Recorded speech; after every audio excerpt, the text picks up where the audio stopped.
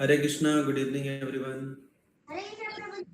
हरे कृष्णा प्रभु जी, good evening. हरे कृष्णा प्रभु जी, good morning, good evening. हरे कृष्णा, सभी का स्वागत है भगवत गीता के सेशन में। तो आज हम भगवत गीता के दूसरे अध्याय के 50वें श्लोक को समझने का प्रयास करेंगे। तो कृपया सभी मेरे पीछे दोहरा सकते हैं। बुद्धि युक्तो जहातीह बुद्धियुक्तो जहातीह ये सुकृत दुष्कृते उभे सुकृत दुष्कृते तस्माद् योगाय युज्यस्व तस्मात् योगाय युज्यस्व योगः कर्मसु कौशलम्। योगः कर्मसु कौशलम्। कोई रिसाइट कर सकते हैं कृपया?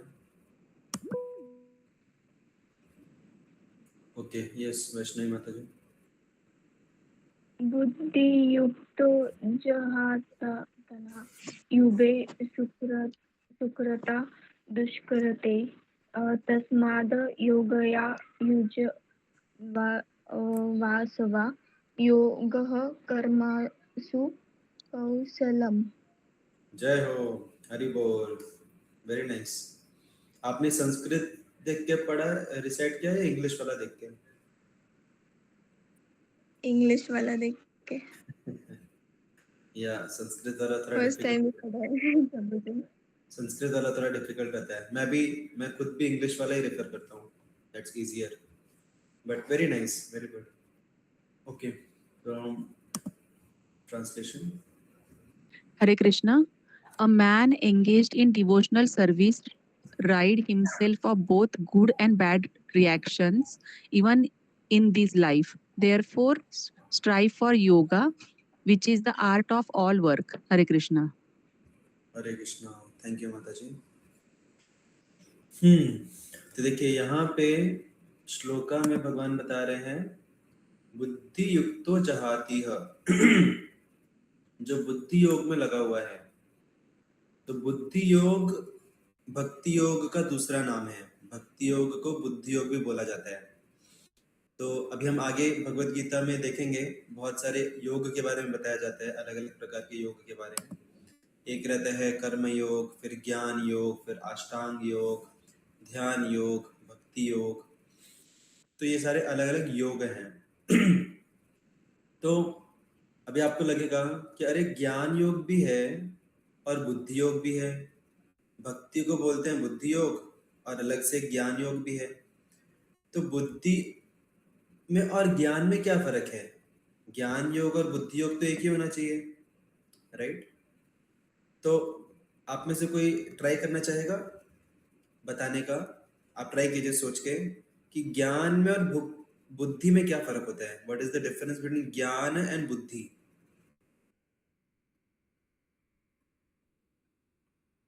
Any thoughts on this? प्रभु जी, बुद्धि हो गई हमारी समझ, और ज्ञान हो गया कि जो वैलिडेटेड बुद्धि हो गई, उसको ज्ञान बोल सकते हैं। ज्ञान क्या बोला आपने? वैलिडेटेड बुद्धि। वैलिडेटेड मतलब? वैलिडेटेड मतलब कि जो कि करेक्ट है, और जो गुरुओं की तरह लिखा गया है या कुछ ऐसा। मुझे वर्ड नहीं आ रहा है प्रभु जी, बट गुड, गुड अटेम्प्ट। बुद्धि का आपने बिल्कुल सही बोला कि हमारी समझ, that's very good thing, perfect answer. अच्छा, अभी चैट में यस निशा माता जी। प्रभु जी, बुद्धि मतलब व्हाट इज ट्रू, जो हमें पता चले कि व्हाट इज ट्रू, और सॉरी, ज्ञान मतलब व्हाट इज ट्रू, और बुद्धि मतलब कि हम डिसाइड कर सकते what to do. Very good. तो ज्ञान मतलब knowledge, what is right what is wrong, और बुद्धि जो है that is decision making ability based on that gyan, right? That's buddhi means gyan in functional form. हम ज्ञान के ऊपर कुछ तो कार्य कर पा रहे हैं, दैट इज बुद्धि। चलिए और भी कुछ कुछ आए हैं रिस्पॉन्सेज। बुद्धि मतलब कृष्ण को स्मरण में रखना, ज्ञान मतलब नॉलेज अबाउट कृष्णा। के तो बुद्धि मीन्स स्मरण और ज्ञान मीन्स नॉलेज। रूपल माता जी ने बोला है, दैट्स वेरी गुड. दर्शना माता जी हैज गिवन ज्ञान योग इज पर्सन हु फॉलोज कर्म योगा. या दैट्स द राइट थिंग. नहीं, ज्ञान योग इज डिफरेंट, कर्म योग इज डिफरेंट. बुद्धि योग हम एक बार के हम कर्मयोगी को बोल सकते हैं, क्योंकि बुद्धि योग जो है वो कर्मयोगी और भक्ति योगी दोनों के लिए रेफर किया जाता है. दोनों को अगर हम एक कैटेगरी में डालें, सो दैट इज बुद्धि योग. ओके. वैष्णो देवी माता जी, ज्ञान मतलब knowledge base, buddhi means understanding as per the mind. Okay, very good. तो इन शॉर्ट, ज्ञान मतलब नॉलेज, ओके, बुद्धि मतलब अंडरस्टैंडिंग. नॉलेज में और अंडरस्टैंडिंग में फर्क होता है. नॉलेज के आधार पे हम अंडरस्टैंडिंग प्राप्त करते हैं और अंडरस्टैंडिंग के आधार पे हम कार्य करते हैं. तो इन शॉर्ट, बुद्धि इज ज्ञान इन एप्लीकेशन. जब हम ज्ञान को अप्लाई करते हैं, अप्लाइड ज्ञान इज बुद्धि. क्लियर सभी को? अप्लाइड ज्ञान इज बुद्धि. तो हो सकता है किसी व्यक्ति के पास बहुत ज्ञान हो, पूरी दुनिया भर का ज्ञान हो, लेकिन अगर उसको बुद्धि नहीं है, बुद्धि कम है, तो फिर वो उस ज्ञान को सही तरीके से अप्लाई नहीं कर पाएगा. राइट. तो इसीलिए भक्ति योग जो है उसको बुद्धि योग क्यों बोला जाता है? क्योंकि भक्ति जो है वो ज्ञान का एप्लीकेशन है. ज्ञान क्या है? ज्ञान है कि हम ये शरीर नहीं है, दैट इज ज्ञान. ये संसार नश्वर है, ये ज्ञान हुआ. इस संसार के नियंत्रक कौन है? भगवान है, ये ज्ञान हुआ. भगवान कहाँ रहते हैं? भगवान इस संसार से परे वैकुंठ में रहते हैं, दैट इज ज्ञान. तो ये सारी चीजें क्या हुई? ज्ञान हुई. अभी ठीक है, इस ज्ञान का एप्लीकेशन क्या है? अभी बुद्धि क्या बोलेगी? बुद्धि योग क्या बोलेगा? ठीक है, हम ये शरीर नहीं है, हम आत्मा है, तो मतलब हमें आत्मा के स्तर पे कार्य करना है. आत्मा के स्तर पे कार्य मतलब भक्ति. राइट. भी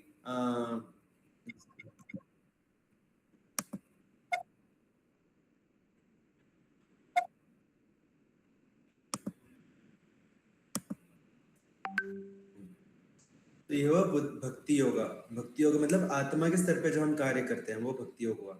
अभी संसार ये नश्वर है, तो ऐसा कौन सा कार्य है जो जिसका रिजल्ट नश्वर नहीं है? वो है भक्ति योगा. क्योंकि भक्ति में हम जो भी कार्य करते हैं उसके रिजल्ट्स का नाश नहीं होता, आत्मा के साथ जाता है, वो शरीर के साथ नष्ट नहीं होता. बाकी भौतिक स्तर पर हम जो भी कार्य करते हैं, जो भी उपलब्धियां प्राप्त करते हैं, वो शरीर के साथ यहीं की यहीं रह जाती है. लेकिन भक्तिमय कार्य जो रहते हैं वो आत्मा के साथ जाते हैं आगे. फिर ठीक है, भगवान इन सब चीजों के कंट्रोलर है, नियंत्रक है, दैट इज ज्ञान. बट उसका एप्लीकेशन क्या है? एप्लीकेशन ये है कि ठीक है, भगवान अगर कंट्रोलर है तो हमें भगवान की शरण लेनी चाहिए, भगवान की सेवा करनी चाहिए, भगवान को स्वामी समझ के उनको प्रसन्न करना चाहिए, एंड दैट इज भक्ति योगा. तो इन शॉर्ट, भक्ति जो है, भक्ति is the practical application of ज्ञान. ये मैं क्यों बता रहा हूँ? क्योंकि काफी लोगों को भक्ति के बारे में गलत धारणा है. उनको लगता है भक्ति मतलब कुछ तो सेंटिमेंटल है, भावुकता के स्तर पे कुछ तो कर रहे हैं. जिनको ज्यादा ज्ञान की पॉसिबिलिटी नहीं है, जो ज्यादा ज्ञान अर्जन नहीं कर सकते, जो ज्यादा एनालाइज नहीं कर सकते दुनिया को, वो लोग भक्ति करते हैं. जिनके पास ज्यादा दिमाग नहीं, वो लोग भक्ति करते हैं. बट नो सर, ये उनका अंडरस्टैंडिंग गलत है. सही अंडरस्टैंडिंग क्या है? ज्ञान का एप्लीकेशन है भक्ति, जैसा कि हमने देखा. इसीलिए भक्ति को बुद्धि योग बोला जाता है. अभी आप लोग मुझे बताइए, ज्ञान ज्यादा इंपॉर्टेंट है या बुद्धि ज्यादा इंपॉर्टेंट है? बुद्धि, राइट. ज्ञान एक बार के अगर कम हुआ तो भी बुद्धिमान व्यक्ति काम चला लेगा, राइट. तो इसलिए ज्ञान से ज्यादा इंपॉर्टेंट है बुद्धि योग, ज्ञान योग से ज्यादा इंपॉर्टेंट है बुद्धि योग. तो इसका जैसे एक बहुत सुंदर उदाहरण आता है कि जो प्रहलाद महाराज थे, प्रहलाद महाराज ज्ञान योगी थे या भक्ति योगी थे? प्रहलाद महाराज ज्ञान योगी थे या भक्ति योगी थे? कौन बोलता है ज्ञान योगी? कौन बोलता है ज्ञान योगी थे? Give a thumbs up. कौन कौन बोलता है भक्ति योगी थे? Give a thumbs down.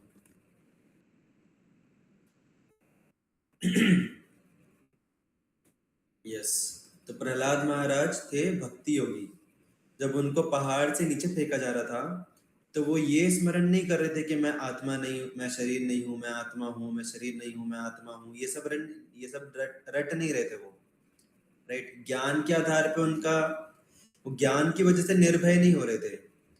वो निर्भय क्यों हो रहे थे कि जब उनको ऊपर से नीचे फेंका जा रहा था पहाड़ से, तो उनको अंदर से बहुत स्ट्रांग ये कन्विक्शन था, ये श्रद्धा थी कि भगवान मुझे बचाएंगे, भगवान बचाए तो बचाए, नहीं तो जो भगवान की इच्छा वो होगा मेरे साथ। तो he was surrender to God, so that's how he was a bhakti yogi. तो इसीलिए भक्ति योग जो रहता है that is the practical application of gyan. अभी वो बोलेंगे कि मैं शरीर नहीं, मैं आत्मा हूँ, ठीक है। तो आत्मा का क्या मतलब है, आत्मा क्या करती है, आत्मा कौन है? आत्मा भगवान का अंश है। आत्मा का कार्य क्या है? आत्मा का कार्य अपने स्रोत की सेवा करना, भगवान की सेवा करना। और जब आत्मा का भगवान से इतना स्ट्रॉन्ग कनेक्शन है, तो भगवान क्या किसी ऐसे शुद्ध आत्मा को, जैसे प्रहलाद महाराज, इनको कुछ होने देंगे या फिर उनका ख्याल रखेंगे? ख्याल रखेंगे। So that's how bhakti is the ultimate end of gyan. Bhakti is not the abhav of gyan, bhakti is the ultimate end of gyan. So that's about भक्ति बुद्धि योगा। तो कहीं पे भी अगर हमें यहाँ पे भगवत गीता में कहीं पे भी हमें बुद्धि योग शब्द मिलता है, तो हमें समझना चाहिए that is referring to either karma yoga और भक्ति योगा। तो जब हम भक्ति योग का पालन करते हैं तो क्या होता है? पहली बात तो जब हम भक्ति में एक्टिविटीज करते हैं उनका हमें कर्मा नहीं लगता। ओके, हम जब चैंटिंग कर रहे हैं, हम जब सेवा कर रहे हैं, हम जब भगवान के बारे में सुन रहे हैं, तो उसका हमें पाप या पुण्य, हम जब भगवान की सेवा करते हैं हम जब भक्ति करते हैं, तो हमें पुण्य लगता है या पाप लगता है? कौन कौन बोलता है पुण्य लगता है? Give a thumbs up. कौन कौन बोलता है पाप लगता है? Give a thumbs down.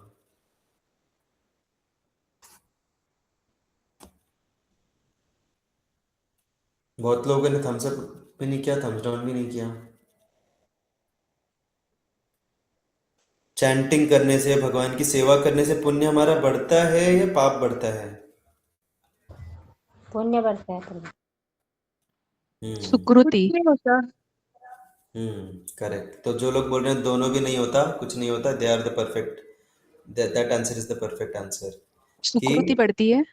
Yes, भक्तिमय कार्य जो रहते हैं उनसे ना पुण्य बढ़ता है ना पाप बढ़ता है, उनसे सुकृति बढ़ती है। सुकृति क्या होती है वो हम अलग से डिस्कस करेंगे कभी, बट अभी के लिए हमें इतना समझना है कि पाप भी नहीं बढ़ता, पुण्य भी नहीं बढ़ता। ओके, तो ये तो एक बात हुई कि भक्तिमय कार्यों का हमें पाप और पुण्य नहीं लगता, क्योंकि ये दिव्य स्तर पे है। ये भक्तिमय कार्य दिव्य स्तर पे हैं, पाप और पुण्य इस संसार के कैलकुलेशंस हैं। लेकिन भक्ति इस संसार से परे है।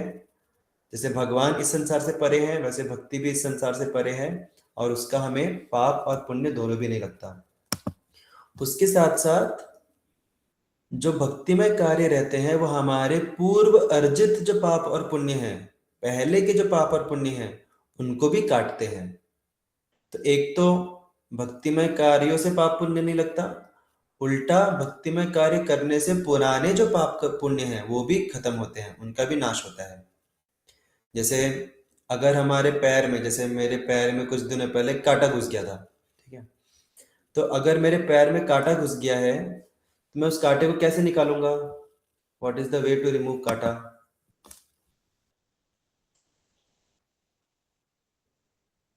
कांटे को कैसे, किसी ने कभी किसी के पैर में कभी घुसा है कांटा?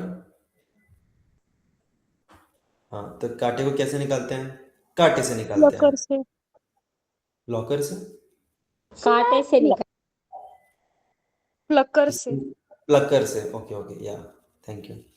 तो प्लकर ठीक है, लेकिन एटलीस्ट शुरुआत में कांटे से निकालना पड़ता है। कांटे से थोड़ा थोड़ा उसको खुरेद के थोड़ा निकालते हैं, थोड़ा बाहर आता है तो फिर प्लकर से खींच लेते हैं उसको। तो इसलिए बोला जाता है कि कांटे को कांटा ही निकाल सकता है।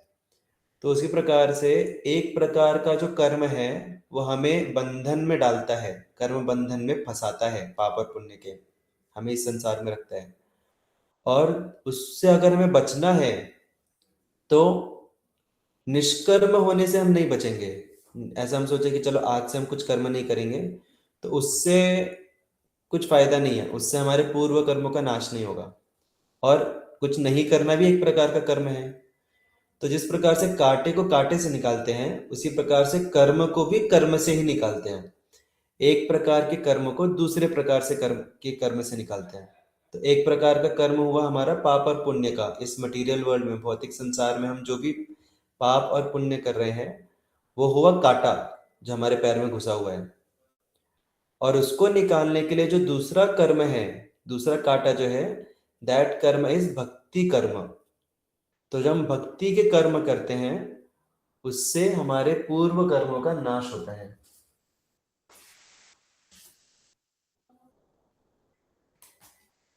राइट।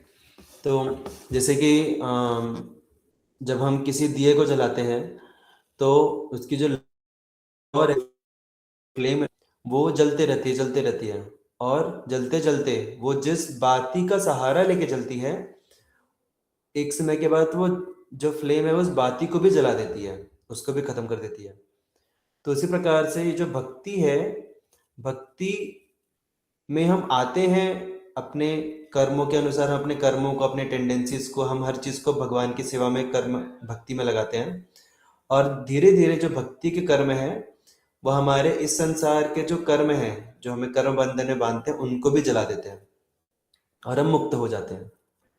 तो मुक्ति प्राप्त करने का एकमात्र तरीका है भक्ति करना, क्योंकि भक्ति करेंगे तो भक्तिमय कार्य से हमारे पूर्व पाप और पुण्य सबका नाश हो जाएगा। और एक इसका उदाहरण दिया जाता है कि जैसे अगर कोई व्यक्ति ने कुछ तो क्रिमिनल एक्टिविटी की है और क्रिमिनल एक्टिविटी करके उसको हम जेल में डाले हैं, उसको हम नहीं, हम कौन होते हैं जेल में डालने वाले, उसको राजा ने जेल में डाला है। तो अगर वो जेल में जाने के बाद अगर वो ओबीडियंटली काम करता है, ओबीडियंस को क्या बोलते हैं हिंदी में अभी? आज्ञाकारी। हाँ, वेरी गुड। आज्ञाकारी होके कार्य करता है तो राजा क्या करेगा, उसके पूर्व जितने भी कर्म थे उनसे उसको मुक्त कर देगा। उसको दया आ जाएगी, अरे ठीक है छोड़ो यार, जो भी किया सो किया, कम से कम अभी ये ज्ञान में आ गया है, अभी कम से कम आज्ञाकारी हो गया है, चलो इसको छोड़ देते हैं यार, सुधर गया बेचारा। तो उसी प्रकार से जब हम भक्ति कर्म में लगते हैं तो भगवान को भी यही फीलिंग आती है कि चलो पहले कुछ भी किया हो, don't worry, don't matter, nothing of that matters, चलो इसको मुक्त कर देते हैं, इसको पुराने जो जितने भी पाप और पुण्य थे उनसे मुक्त कर देते हैं इनको। So that's how bhakti frees us from all the past punya and paap. तो अगर किसी को लगता है कि अरे हमने पिछले जन्मों में पता नहीं क्या क्या पाप किए थे कि हमारे इस जन्म में दुख ही दुख आए जा रहे हैं, जब देखो एक के बाद एक दुख आ रहा है, खत्म ही नहीं हो रहा, कहीं ऐसा तो नहीं कि मेरे पूरे जीवन में दुख ही दुख लिखा हुआ है, इतना मैंने पाप किया हो पिछले जन्म में। तो अगर किसी को ऐसी चिंता होती है तो जरूरत नहीं है टेंशन लेने की, आप भक्ति स्टार्ट कीजिए। आप भक्ति करेंगे तो जो भी पहले का सब अक्यूमुलेटेड स्टॉक है, सारा का सारा स्टॉक जो भक्ति है वो उसको जला के रख कर देगी। तो भक्ति करने से हमारा जो तकदीर है वो बदलती है। हमारे जीवन में जो भी परिस्थिति आती है तकदीर के हिसाब से आती है, भक्ति करते तो हमारी तकदीर बदलती है, क्योंकि भक्ति हमारे पाप और पुण्य को नष्ट करती है। और कोई भी तरीका नहीं है पाप और पुण्य को नष्ट करने का। हम सोचेंगे कि चलो पुण्य करने से पाप नष्ट हो जाएगा, ऐसा नहीं होता। पुण्य का अलग अकाउंट मेंटेन होता है, पाप का अलग अकाउंट मेंटेन होता है। तो जो भी हमने पाप किए हैं उनको नष्ट करने का और कोई तरीका नहीं है, एकमात्र तरीका है भक्ति करना। और इसको भगवान बहुत बोल्डली बताते हैं फेमस श्लोका में कि सर्वधर्मान परित्यज्य माम एकम शरणम व्रज। अगर तुम मेरी शरण में आते हो, भक्ति करते हो, तो अहम त्वाम सर्व पापेभ्यो मोक्षयिष्यामि मा शुचः। भगवान कॉन्फिडेंटली बोल रहे हैं तुम्हारे सारे पापों से मैं तुमको मुक्ति दिला दूंगा। राइट। सो इसीलिए हमें भक्ति करना चाहिए जिससे हमारे जितने भी पूर्व पाप और पुण्य थे सबका नाश हो। इवन पुण्य का भी नाश होता है। अभी हो सकता है कोई सुन के डर जाए, अरे पुण्य का नाश हो जाता है। जनरली लोगों को लगता है भक्ति करने से पाप का ही नाश होता है, बट ऐसा नहीं है। पाप का भी नाश होता है, पुण्य का भी नाश होता है, क्योंकि पुण्य पाप से भी ज्यादा खतरनाक है। पाप से ज्यादा खतरनाक है पुण्य। क्यों? क्योंकि पाप करने से व्यक्ति को दिक्कतें आती हैं जीवन में। दिक्कतें आएंगी तो एक बार के हो सकता है वो भक्ति की तरफ, भगवान की तरफ मुड़े, लेकिन पुण्य करने से व्यक्ति को बहुत सुख सुविधा मिलती है इस संसार में, और वो सुख सुविधा जो है वो व्यक्ति को और ज्यादा बांध देती है। राइट। तो पुण्य जो है वो व्यक्ति के बंधने का और ज्यादा स्ट्रॉन्ग कारण बनता है। इसलिए पुण्य पाप से भी ज्यादा डेंजरस है। तो दोनों डेंजरस है इन शॉर्ट, पुण्य भी डेंजरस है, पाप भी डेंजरस है। तो हमें ना पुण्य के टेंशन में पड़ना चाहिए, ना पाप के टेंशन में पड़ना चाहिए, हमें भक्ति करना चाहिए, हमें अपनी जिम्मेदारियों को निभाना चाहिए और उसको भगवान की सेवा में लगा के भक्ति करना चाहिए। That's how will be karma free. Anyways, इसके बारे में और फर्दर डिस्कशन आएगा अच्छे से, so will take it up that time. Hare Krishna, thank you so much. Shrimad Bhagavad Gita की जय श्रील प्रभुपाद की जय। जय। जय।